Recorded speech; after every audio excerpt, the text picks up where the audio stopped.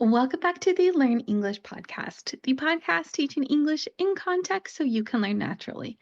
On today's episode, we're going to discuss one of the newest and I think most exciting things that you can use to learn a language, and that is ChatGPT.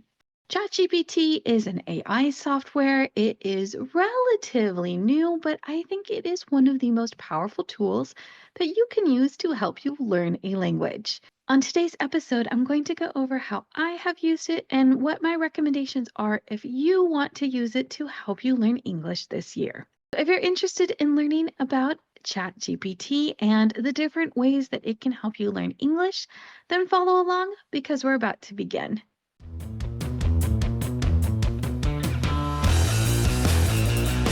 Before we get started, I want to remind you to look at the description of this podcast episode.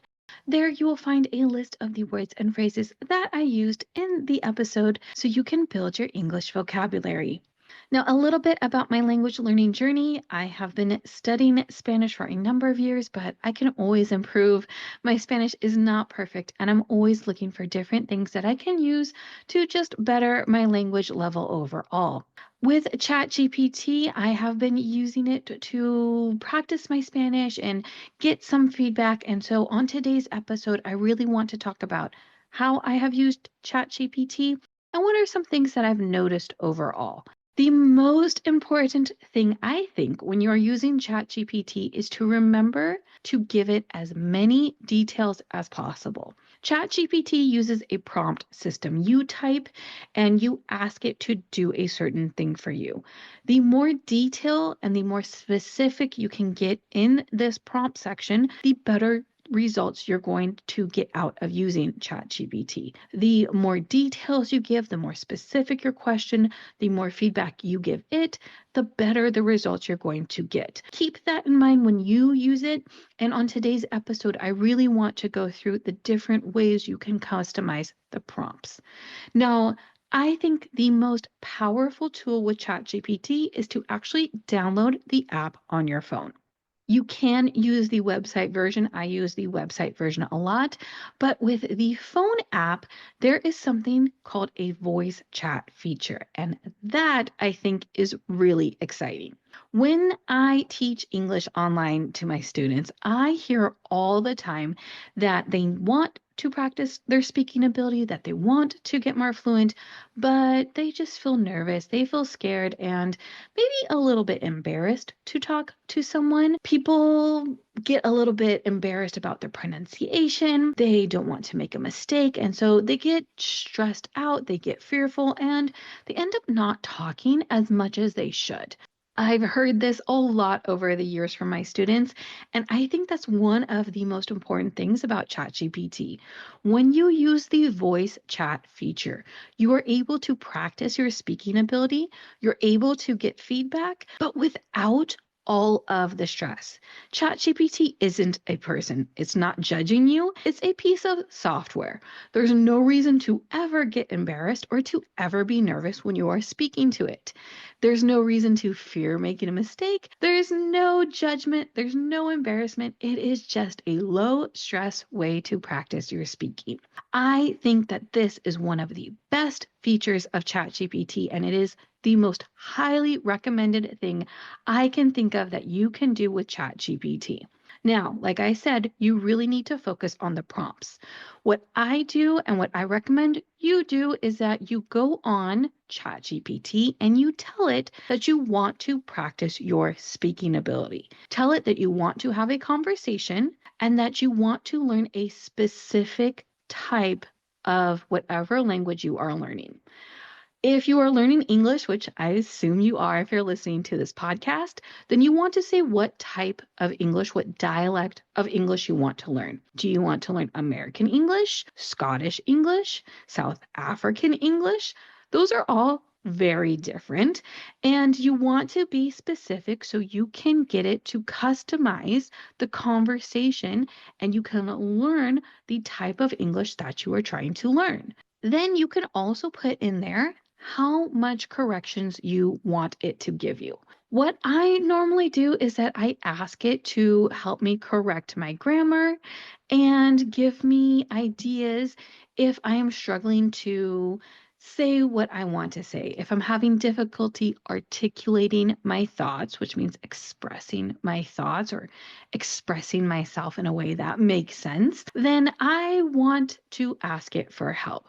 What I do is I ask it to correct any grammatical mistakes that I make during the conversation. I ask it to just give me major mistake corrections, not every single little thing. I noticed that if you ask ChatGPT to correct every single thing that you say, it can make the conversation go pretty slow. You will say something and then it'll correct you. And it's really hard to have a natural conversation when every single word that you're saying is getting corrected. So instead, I ask it to have a conversation with me and give me major mistake corrections and help me correct any grammatical problems or grammatical mistakes that I'm making. That helps it have a conversation with me and also correct me while still keeping the conversation moving forward. If you're someone who really wants every single thing to be corrected, you can do that. But like I said, I don't think that's the best. When I am having a conversation with it and when I am struggling to say something, I will ask it, how do you explain this thought? Or how can I say this particular thing to sound more natural? That way I can get specific feedback for a certain thing that I want corrected, but I don't need to get stopped and corrected at every single word that I say. I really think that is the highest value thing that you can do with ChatGPT. I think that's going to help you get the most out of your usage of the app and really get a lot of speaking practice in, which is important if you are trying to speak fluently, if you're trying to improve your speaking abilities. Now, besides practicing your speaking, you can also practice your writing. I've had a number of students say that they need to write an email for work or they need to type something up for their boss and they're a little bit nervous about their writing. If you have to do this, if you need to compose an email or a letter or you're just unsure about a piece of writing, what you can do is you can ask ChatGPT to correct it. If you're going to do this, the keys for the prompt, I think, are that again, you need to say what type of English you want it to use and the particular tone you want. So if you are trying to learn American English and specifically business English, put that in the prompt. Say that you want this to be in American English, that you want this to be a business email, so you want it to have a relatively professional tone. That way, when it corrects you, it will take out anything that might be too informal and help you say whatever it is that you're trying to express in a more formal tone. Now, of course, if you're writing something to a friend, you don't want to put that in your prompt. You want to say that this is a message to a friend. So you want to be careful and again, really be specific with whatever style, whatever tone, whatever dialect of English that you want this to be. When I submit my piece of writing for ChatGPT to correct, what I do is I put my information in the prompt and then I put quotes around my particular piece of writing. That way it separates the thing that you're asking it to do from the actual sample of writing that you are submitting into the website or onto the app. When it reads your writing, it will then give you any feedback and you can decide how you want to change it, if you want to take its corrections, or maybe if you want it to explain why it corrected a particular thing. The other thing that I use ChatGPT for is a more specific Google search. When you are trying to learn a language, you should be reading and listening to that language as much as possible. We have done many episodes on the input hypothesis. I have talked about this concept a lot on this channel, but I really think it's important that you try to get as much contact with the language as possible. When you do that, though, you're going to come across words or sayings that you just don't understand. Maybe you understand the general idea, but you don't know specifically what that means. Or maybe you have no idea what this particular word or saying means. What you can do is, of course, you can look in Google and just get a basic definition. But with ChatGPT, you can do so much more. You can ask it to give you the definition of a particular word. or phrase. You can also ask it to explain the meaning of the entire sentence. And then you can ask it more questions if you're still struggling to understand. Let's say that it gives you the definition, but you still don't quite understand why the author used that particular word or saying in the sentence. You can keep asking it questions until you better understand. Or you can ask it for more examples. I do this all the time. I will ask it for the definition of a particular word. And then once I feel comfortable with that definition, I will ask it to generate multiple sentences with that word in it. That way you can see multiple examples of how that word is used in a sentence, so you can kind of get a better idea of how to correctly use it if you want to use it yourself. Then the next step is to actually use the word in a sentence and then ask ChatGPT if you used it correctly. Ask it if it sounds natural and submit your sentence and see what it says. See what feedback it gives you. It might say that that is a perfect use of the word, or it might ask you to change something, maybe change the grammar if you used it incorrectly, and just give you a little bit more feedback. That way you can get some practice in and really take your learning to the next level. That's stuff that you can't do with just a basic Google search. And that's really one of the interesting things that you can do with ChatGPT. You can really take it to that next level so you can get more practice in and start using it yourself. And that leads me to my last thing that I have used ChatGPT for, and that is practice problems. Just like vocabulary words, if there is a particular grammatical structure that you don't understand, you can have ChatGPT explain the concept to you. It can give you a basic definition, a basic overview of your grammatical structure. But after that, it can give you example sentences with that particular grammatical structure. And then you can ask it to generate a list of practice problems with that particular grammatical structure. I have done this with the subjunctive in Spanish. I asked ChatGPT to generate me a list of 10 practice problems, and then I went through the practice problems with ChatGPT. I would answer the questions, and then I would ask for its feedback. This was really cool because it felt like almost having someone there walking through the problems with me. I know a lot of people do worksheets and practice problems when they are studying a language, but usually you do this on your own. Unless you're taking a class with someone, you usually do these practice problems on your own. And so it can be a little bit confusing if you don't understand the correct answer. And that's really what's great with ChatGPT. You can use it to generate practice problems and walk through the answers with you, or you can even take answers from a worksheet that you don't understand and ask ChatGPT to explain the answer to you.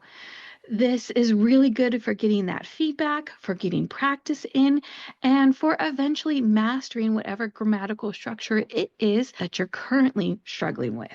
Now, a couple of things about using ChatGPT that I just want to point out. I know I've talked a lot about how I have used it and why I think it's a really good resource, but there are just some things to remember. The first thing is that it is not a real person. So it really is limited in its database knowledge and also with what you ask it to do. And sometimes, just like with any other software, there can be some problems or some bugs in the system. I talked about this before when I did the episode on free language learning resources. I mentioned ChatGPT then. I still think it is a great free resource, but there are some things that I've noticed along the way. The first is that a couple of times when I was talking to it, when I was practicing my Spanish, it switched languages. It started talking in a completely different language, and I don't know why. That was really confusing because I don't speak any other language, and I didn't ask it to start speaking a different language. It just did that on its own. Of course, once I realized that, it was pretty quick to fix that, but just know that there can be some glitches along the way. The other thing is that if you are using it to come up with practice problems, these are usually kind of repetitive after a while. I've noticed that about 10 to 20 problems is the max that you want to do with ChatGPT. After that, you kind of just start seeing the same type of question over and over again. There's not very much variety like there would be if you were with an actual person. So I think it's great for doing practice problems, but I would say limit it to about 10 or 20 because after that, you're probably not going to get as much benefit from it. And the last thing is that ChatGPT really is not going to get offended by you. So it's okay if you want it to do something else. I think that this is important when you are using the chat feature or if you're trying to do a text conversation with ChatGPT. Sometimes it'll ask you questions, it will try to take the conversation in one direction, and if you want to, you can just completely ignore what it's saying. So sometimes it might ask you maybe how your day was, and if you don't want to talk about that, but you want to talk about a certain sporting event instead, just start talking about whatever it is that you want to discuss. Start talking about that sporting event or any other topic, and it will forget about the question that it originally asked you. It will respond to what you said, and it doesn't get offended. It doesn't think you're rude. So you really can customize it to whatever it is that you need out of it. You can talk about whatever you want. You can use it for whatever you need. And that's really where I think the strength of ChatGPT is. There is so much customization, and that is not something that you usually get with a free resource. And that's why I highly recommend using it. So I hope you found this episode interesting. I hope you got some inspiration if you haven't used ChatGPT in the past to log in, to try to do some practice prompts and just see what happens. But I really, really do think that it's an amazing language learning tool once you get the hang of using it, which means once you get used to it, once you practice a little bit, it gets easier and there's really a lot that you can do with it. Also, if you have used ChatGPT and you use it in a way that's different from what I said here, please let me know. I would love to learn more about how people are using it to learn a language because, like I said, I think it's a really great resource. If you're enjoying the podcast overall, if it's helping you with your English abilities, then please consider leaving us a rating on whatever app you're using to listen to this podcast on. You can also tell a friend or a family member who's learning English so we can continue to grow our audience. You can follow us on social media at Learn English Pod. The website is learnenglishpod.com. And remember to like and subscribe so you don't miss our next episode when it comes out next week. Until then, keep learning English.